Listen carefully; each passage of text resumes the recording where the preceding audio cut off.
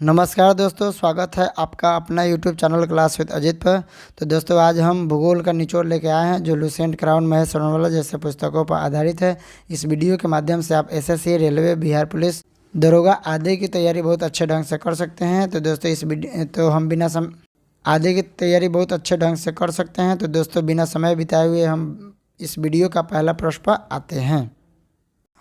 तो दोस्तों, फर्स्ट सवाल पर आते हैं। महाद्वीप और महासागर की श्रेणी के उच्चावच है। ऑप्शन ए में है प्रथम श्रेणी, बी में है द्वितीय श्रेणी, सी में है तृतीय श्रेणी, डी में है चतुर्थ श्रेणी। ऑप्शन ए प्रथम श्रेणी हो जाएगा। दोस्तों, इसमें है श्रेणी के उच्चावच, अर्थात उच्चावच क्या होता है उसके विषय में हम लोग जानते हैं। उच्चावच अर्थात धरातल की ऊंचाई निचाई से बनने वाले प्रतिरूप या आकार को उच्चावच कहते हैं। यह क्षेत्रीय उच्चावच भी है या स्थानीय उच्चावच भी होते हैं, जो किसी क्षेत्र में अपर्दन की प्रक्रिया द्वारा प्रभावित हो सकने वाले उपलब्ध ऊंचाई को स्थानीय उच्चावच कहा जाता है। इस उच्चावच को 3 भागों में बांटा गया है: प्रथम श्रेणी उच्चावच, द्वितीय श्रेणी उच्चावच, तृतीय श्रेणी उच्चावच। प्रथम श्रेणी उच्चावच में महाद्वीप और महासागरीय बेसिन को शामिल किया गया है। द्वितीय श्रेणी के उच्चावच में प्रथम पठार, पर्वत, पठार, मैदान एवं झील आदि को शामिल किया गया है। नेक्स्ट, सरिता, खाड़ी, डेल्टा, सागरीय जल, भूमिगत जल, पवन, हिमनद आदि के कारण उत्पन्न स्थल कृति को तृतीय श्रेणी के उच्चावच में शामिल किया गया है। दोस्तों, सबसे बड़ा महाद्वीप एशिया। नेक्स्ट, पृथ्वी के धरातल के कितने प्रतिशत भूभाग पर महाद्वीपों का विस्तार पाया जाता है? ऑप्शन ए में है 25.5, बी में है 29.2, सी में है 35.6, डी में है 40.7। इसका ऑप्शन नंबर बी 29.2 हो जाएगा। सबसे बड़ा महाद्वीप एशिया पृथ्वी के कुल भूभाग के लगभग 29.2 भाग को अधिकृत करता है, अर्थात इस पृथ्वी पर 71% भाग पर जल है और 29% भाग पर भूमि है, और इस भूमि के 29.2 भाग पर महाद्वीपों का विस्तार फैला हुआ है। नेक्स्ट, महाद्वीपीय प्रवास सिद्धांत के नेता है। ऑप्शन ए में है वेगनर, बी में है डाना, सी में है जेफ्रीज, डी में है होम्स। इसका ऑप्शन नंबर ए वेगनर अर्थात अल्फ्रेड वेगनर है, जो 1912 ईस्वी में महाद्वीपीय प्रवास सिद्धांत का प्रतिपादन किया था। नेक्स्ट, कार्बोनिफेरस युग में विश्व में संपूर्ण महाद्वीप आपस में मिले हुए थे, यह किसकी मान्यता है? ऑप्शन ए में है वेगनर, बी में है डाना, सी में है जेफ्रीज, डी में है होम्स। इसका ऑप्शन नंबर ए वेगनर अर्थात अल्फ्रेड वेगनर हो जाएगा।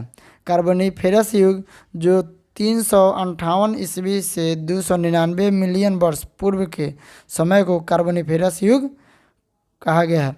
यह कार्बोनिफेरस शब्द इंग्लैंड से लिया गया है। वहाँ पाए जाने वाले कोयले के समृद्ध भंडार के संदर्भ में इसका भी नाम कार्बोनिफेरस रखा गया। नेक्स्ट, प्लेट विवर्तनिकी सिद्धांत किस वर्ष प्रस्तुत किया गया? ऑप्शन ए में है 1875, बी में 1960, सी में 1965, डी में 1975।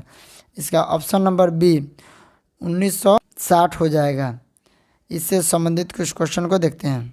1955 ईस्वी में सर्वप्रथम कनाडा के भूवैज्ञानिक जे टूजो विल्सन ने प्लेट शब्द का प्रयोग किया था, और 1967 ईस्वी में मैकेंजी, मॉर्गन और पार्कर पूर्व के उपलब्ध विचारों को भी संभावित कर प्लेट विवर्तनिकी सिद्धांत का प्रतिपादन दिया था।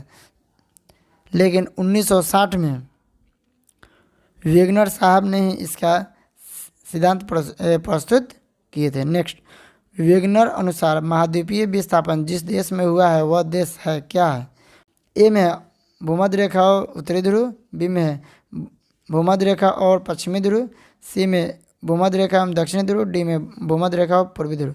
इसका ऑप्शन नंबर बी भूमध्य रेखा और पश्चिमी ध्रुव हो जाएगा। नेक्स्ट, वेगनर के अनुसार पेंजिया का विखंडन किस युग में प्रारंभ हुआ था? ऑप्शन ए में है कैब्रियन, प्री कैब्रियन, सी में परमियन, डी में कार्बोनिफेरस। इसका ऑप्शन नंबर डी कार्बोनिफेरस हो जाएगा। नेक्स्ट, महाद्वीपीय विस्थापन को स्पष्ट करने वाला नवीनतम सिद्धांत कौन है?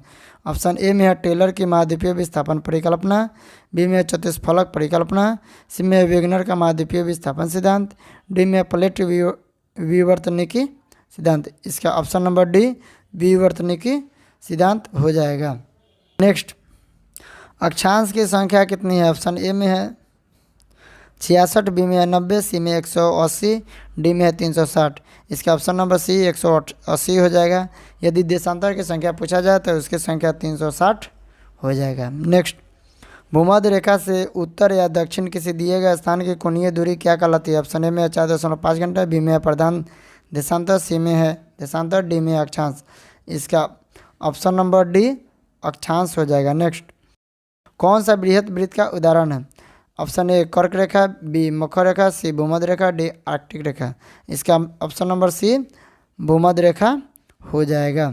नेक्स्ट, ध्रुव की तरफ जाने पर अक्षांश रेखा के व्यास की प्रकृति कैसी होती है? ऑप्शन ए में यह स्थिर रहता है, बी में यह घटता है, सी में यह बढ़ता है, डी में यह पहले घटता है पुनः बढ़ता है। इसका ऑप्शन नंबर बी यह घटता है हो जाएगा। नेक्स्ट, धरातल पर 1 डिग्री अक्षांश की दूरी निम्न में किसके बराबर होती है? ऑप्शन ए में 11 किलोमीटर, बी में 111 किलोमीटर, सी में 21 किलोमीटर, डी में 121 किलोमीटर। इसका ऑप्शन नंबर बी 111 किलोमीटर हो जाएगा। नेक्स्ट, मकर रेखा अथवा 23.5 डिग्री दक्षिणी अक्षांश वृत्त निम्न में से कहाँ से होकर गुजरती है? ऑप्शन ए जिम्बाब्वे, बी में मालागासी, सी भारत, डी ग्रीनलैंड। दोस्तों इसका ऑप्शन नंबर बी मालागासी। इसका ऑप्शन नंबर बी मालागासी होगा। मालागासी को हम लोग मेडागास्कर भी कहते हैं। यह मकर रेखा 10 देशों से होकर गुजरती है, जिसका नाम ऑस्ट्रेलिया, मेडागास्कर, मोजाम्बिक, दक्षिण Africa, Botswana, Namibia, Brazil, Paraguay, Argentina एवं चिली है और 3 महाद्वीपों से भी होकर यह गुजरती है। यह भारत से होकर नहीं गुजरती है। लिम्पोपो नदी मकर रेखा को 2 भागों में भी काटती है। नेक्स्ट, वह काल्पनिक रेखा जो पृथ्वी को 2 भागों में बांटती है क्या कहलाती है? ऑप्शन ए भूमध्य रेखा, बी कर्क रेखा, सी मकर रेखा, डी विषुवत रेखा। इसका ऑप्शन नंबर ए भूमध्य रेखा हो जाएगा। पृथ्वी को 2 भागों में भूमध्य रेखा काटती है और भारत को 2 भागों में कर्क रेखा काटती है। नेक्स्ट, दोनों ध्रुव को जोड़ने वाली वह काल्पनिक रेखा जो भूमध्य रेखा को समकोण पर प्रतिच्छेद करती है क्या कहलाती है? ऑप्शन ए मध्याह्न, बी में अक्षांश, सी देशांतर, डी भूमध्य। इसका ऑप्शन नंबर सी देशांतर हो जाएगा। नेक्स्ट, 2 देशांतर रेखा के बीच की दूरी क्या कहलाती है? ऑप्शन ए समयपेटी, बी में बेल्ट, सी में है गोरे, डी में है काले। इसका ऑप्शन नंबर सी गोरे हो जाएगा। नेक्स्ट, एक देशांतर से दूसरे देशांतर के बीच कितना समय का अंतराल होता है? ऑप्शन ए में 4 मिनट, बी में 15 मिनट, सी में 12 घंटा, डी में 1 घंटा।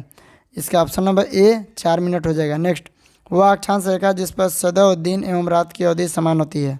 ऑप्शन ए भूमध्य रेखा, बी में मकर रेखा, सी में कर्क रेखा, डी में हिंज रेखा। इसका ऑप्शन नंबर ए भूमध्य रेखा हो जाएगा।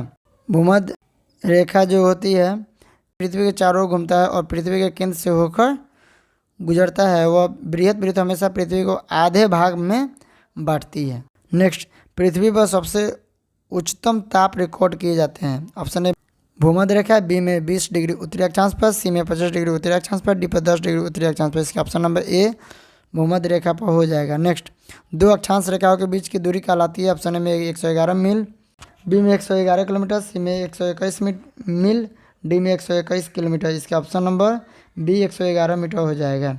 नेक्स्ट, 1 डिग्री देशांतर की सर्वाधिक दूरी कहाँ पर होती है? ऑप्शन ए में कर्क रेखा, बी में विषुवत रेखा, सी में मकर रेखा, डी में भूमध्य रेखा।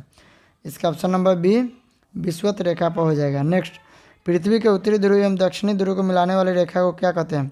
अक्षांश रेखा, देशांतर रेखा, मिलन रेखा, अंतर्राष्ट्रीय रेखा। इसका ऑप्शन नंबर बी देशांतर रेखा हो जाएगा। नेक्स्ट और लास्ट, ग्रीनविच रेखा से तात्पर्य है 0 डिग्री अक्षांश, बी में 180 डिग्री पूर्वी देशांतर, सी में 0 डिग्री देशांतर, डी में 180 डिग्री पश्चिमी देशांतर। इसका ऑप्शन नंबर सी 0 डिग्री देशांतर हो जाएगा। दोस्तों इसी के साथ वीडियो समाप्त होता है। यदि अच्छा लगे तो लाइक, सब्सक्राइब और शेयर जरूर कीजिए। तो दोस्तों मिलते हैं हम अगले वीडियो में। जय हिंद।